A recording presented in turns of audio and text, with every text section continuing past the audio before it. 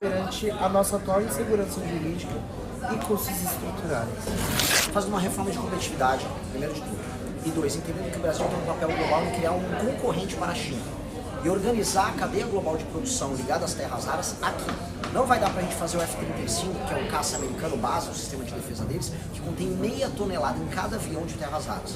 Mas dá para iniciar esse processo. Primeiro a mineração, e as empresas que venham minerar garantir que elas tragam a tecnologia do processamento aqui. O Brasil tem algumas poucas iniciativas na área de processamento, como a Magbrás, mas a gente não tem a tecnologia. Minerou, processou, e aí vem a indústria de ímãs, a parte da indústria de semicondutores, parcerias com a União Europeia e os Estados Unidos para trazer empresas nessa área, mas parcerias com Taiwan, que hoje produz super chips com semicondutores, com o próprio Japão, que tem tecnologia na área, e aí você começa a construir, com base aqui, uma estrutura produtiva altamente complexa que possa concorrer com a China nos próximos 30 anos. É um projeto de longo prazo, você tem que ter marcos regulatórios sérios, energia muito barata, leis na área ambiental funcionais.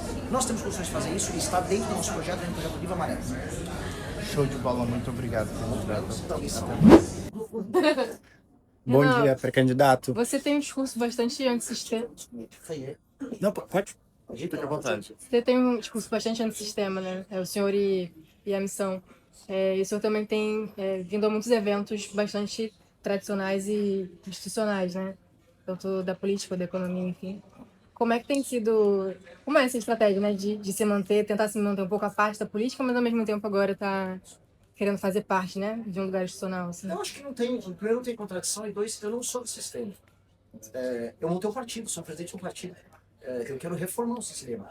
E se eu quero reformar o sistema e não dar um golpe de Estado, eu tenho que passar por todas as vias institucionais possíveis. Porque eu não posso alterar minha alma nisso. Se eu manter a minha alma viva, a alma do mesmo militante que caminhou a pé até Brasília para fazer o impeachment da Dilma, eu não vou ser alterado pelos efeitos que o processo tem. E sim, temos visto de nascer em muitas instituições. Pré-candidato, como dentro de uma estratégia que o senhor critica muito o Flávio Bolsonaro, como atrair o voto do eleitor dele? Eu falo na verdade para o eleitor dele. Veja, não só os candidatos erram, mas a direita brasileira inteira errou em ser leniente e condescendente não só com as falhas do Bolsonaro, mas com os crimes cometidos pela família. Se você perguntar para todo mundo no Partido Novo, todos eles sabem que a família Bolsonaro cometia crimes e que era composta por homens muito falhos. Primeiro com falhas cognitivas, mas depois com falhas de caráter. Se perguntar para o restante da direita brasileira, membros que estão no PL, ex-membros do meu próprio movimento, todos sabem disso. Mas eles ficavam quietos porque iam usufruir do lucro político. Nós adotamos o caminho de apontar, isso está errado.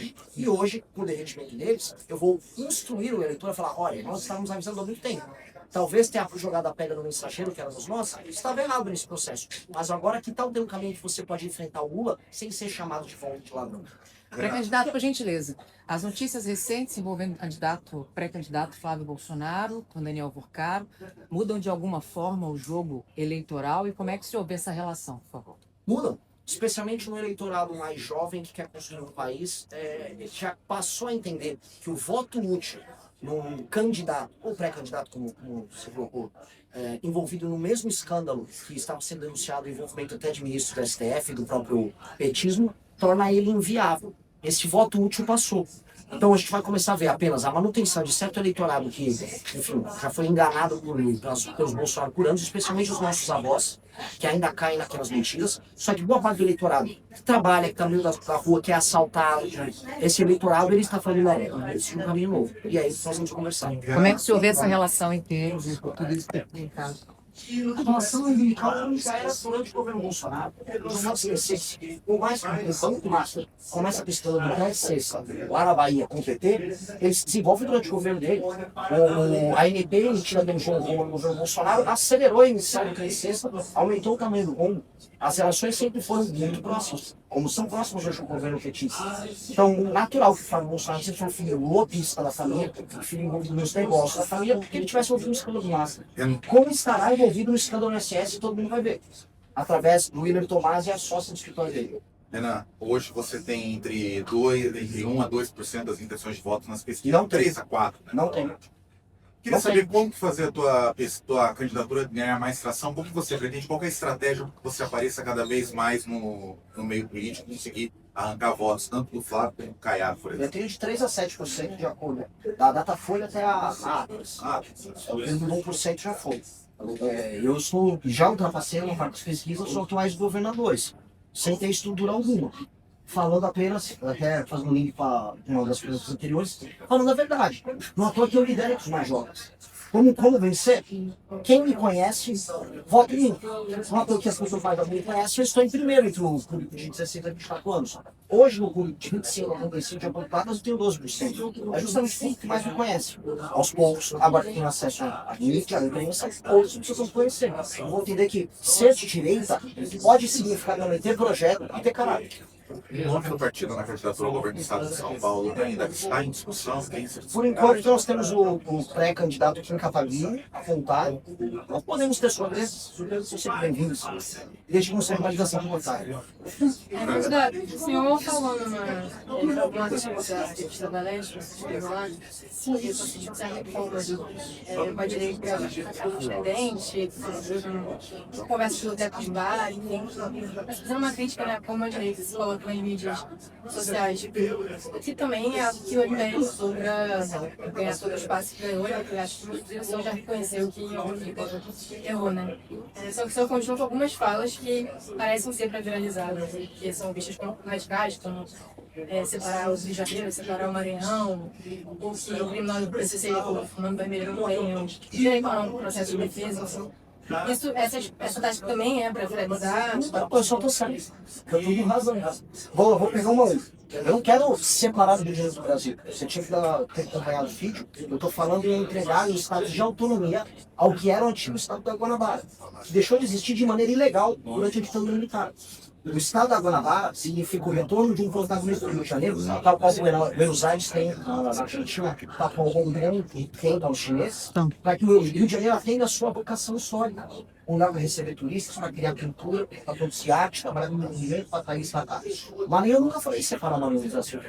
Nunca ouvi isso. E, basicamente, oferecer um direito de exceção para membros do PCC como o Vermelho é o que qualquer país sério faria com facções terroristas que, vamos ser bem claros, que matam dezenas de pessoas todos os dias. Isso não é a minha opinião, isso são todos os relatórios que nós temos que mostram que boa parte dos homicídios no Brasil são cometidos em guerras faccionais. Mas não temos essa estratégia política, né? Não é uma estratégia política, é política pública. Tanto que se fosse meramente estratégia política, eu não falaria, por exemplo, que eu vou fazer uma nova reforma da Previdência. E tirar voto. É porque eu estou certo que eu preciso fazer uma reforma da Previdência, assim como eu estou certo que eu preciso aumentar a relevância do Rio de Janeiro, porque ele é a porta de entrada do Brasil para o mundo. Entende? Algumas vão ser mais populares, outras não. Mas eu vou falar elas de qualquer forma. E é só uma coisa, só para seguir. Veja, você ser polêmico não é problema. Você ter uma boa capacidade de comunicação não é problema.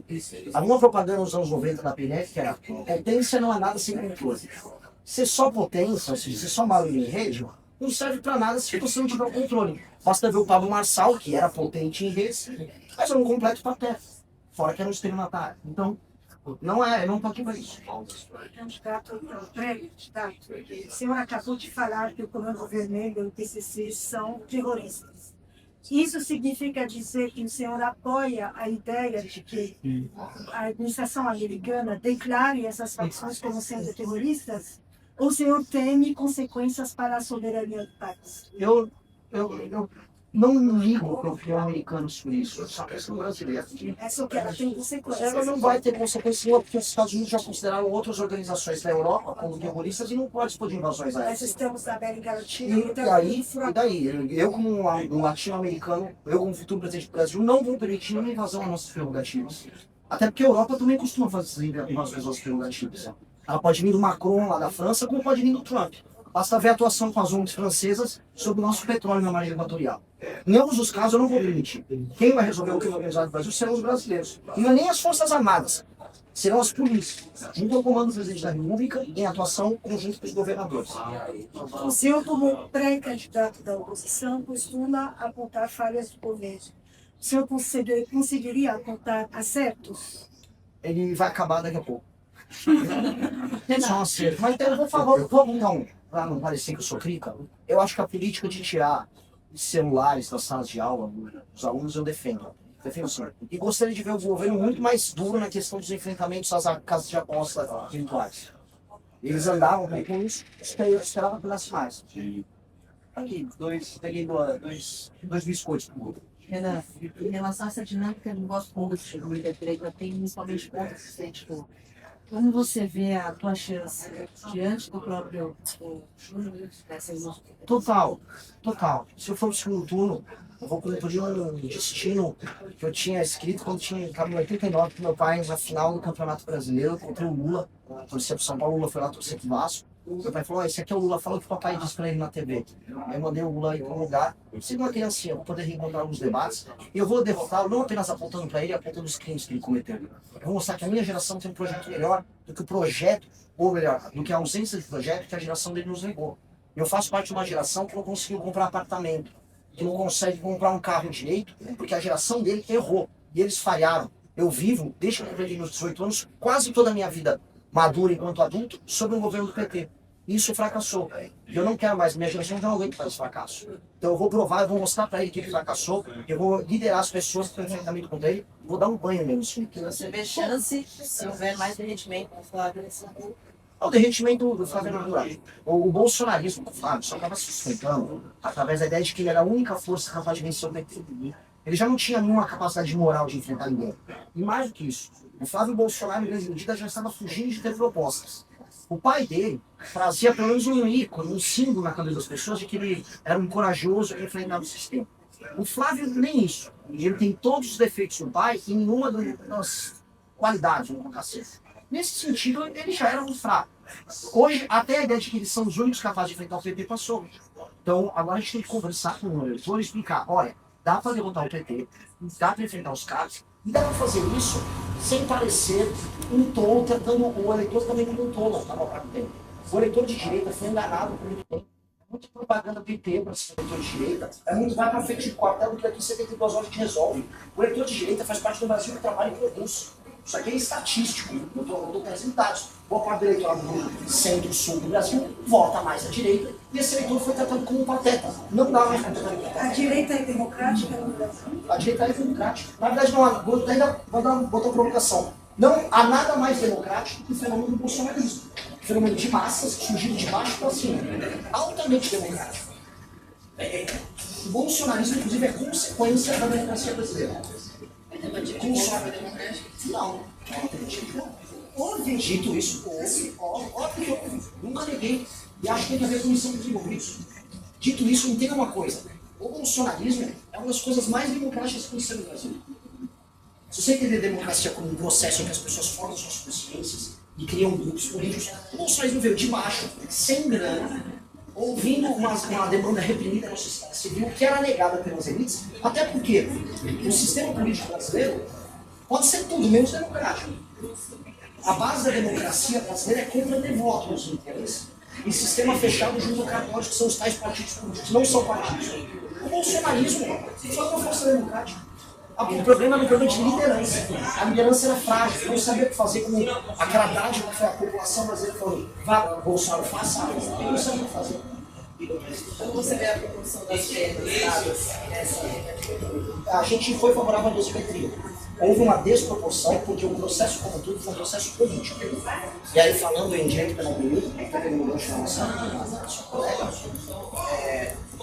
o Alexandre de Moraes levou para os investigados ali no dia 8, e o próprio Bolsonaro, o conceito de direito penal político, relativizando o direito de defesa. Eu acho que isso tem que ser feito por governo.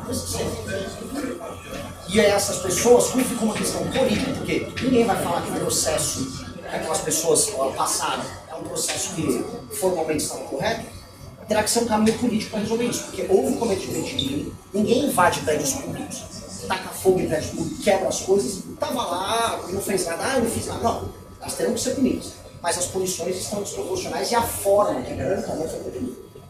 Mais medidas concretas que o senhor tem para a economia, para fazer com que então sua geração consiga comprar apartamento, consiga, porque esse é um fenômeno mundial, né? O empobrecimento dessa geração é um fenômeno mundial. O que você tem de concreto para fazer no Brasil para melhorar a situação financeira dessa A minha geração que fazendo é pior do que os outros, porque os outros se faz de prejuízo até ficar no bico, né?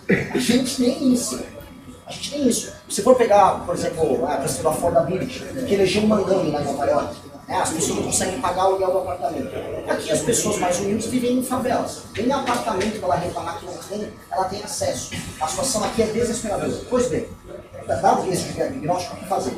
Primeiro, ajuste fiscal ligado à despesa.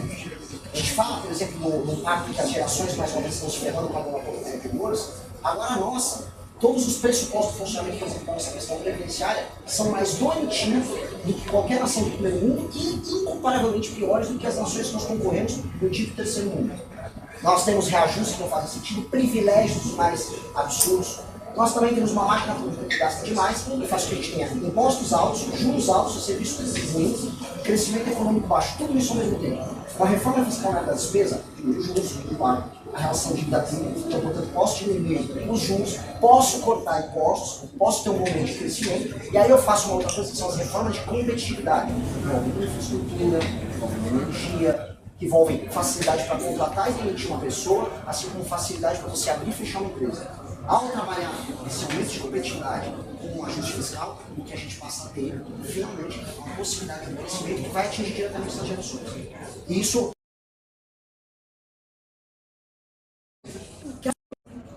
gigantesco do Brasil e é fruto de empresas que têm um discurso totalmente contraditório, pedindo mais políticas mais liberais enquanto elas se beneficiam deste gasto tributário. Como você pretende equacionar essa inclusive, para não parecer que eu estou só de conversa.